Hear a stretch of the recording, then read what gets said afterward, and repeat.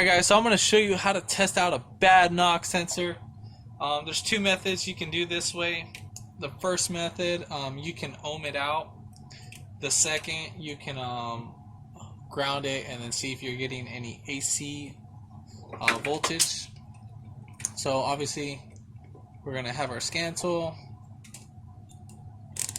This one I got at Harbor Freight. This one actually works pretty great. Best 30 bucks I've ever spent. So we'll set that one right about here.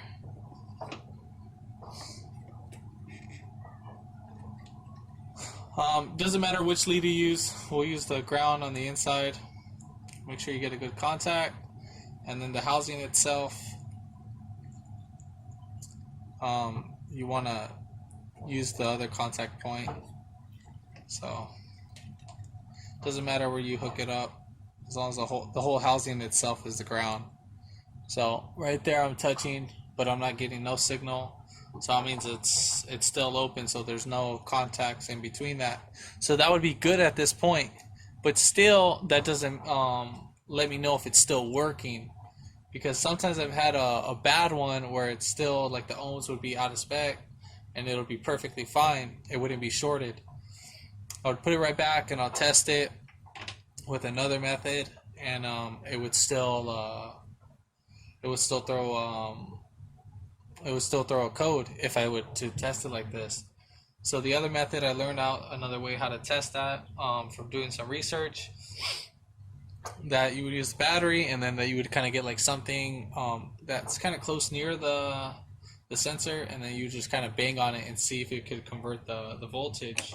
So I'll show you that right now.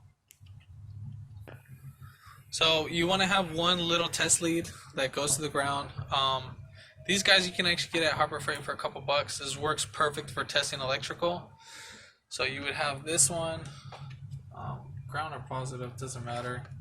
So we'll have that one on the ground, or on the positive, vice versa, doesn't matter. Then we'll have this test lead goes to the ground, and then you'll have that lead go to the sensor itself on the connector side. You can see that right on side.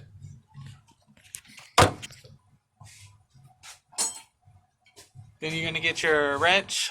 This one does have some heater core plugs. Do not bang on those, because you can actually you don't want to bang on these guys. You want to bang on the metal surface, because you could punch that out and make your day more miserable. But for the most part, we'll go ahead and put it on 2.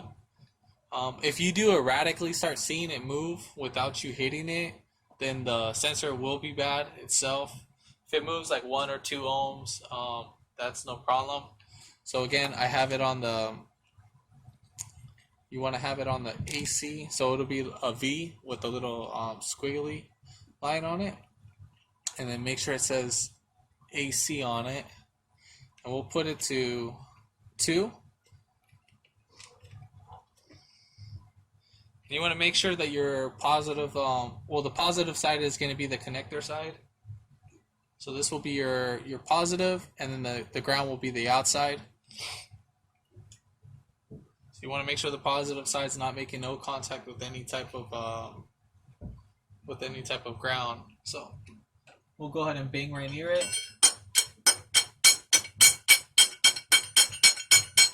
So it's working perfectly fine. So that sensor is good. Again, you want to test out the ohms too. So I would use both of those methods. So if this video helped you out, comment below, and then thanks for watching.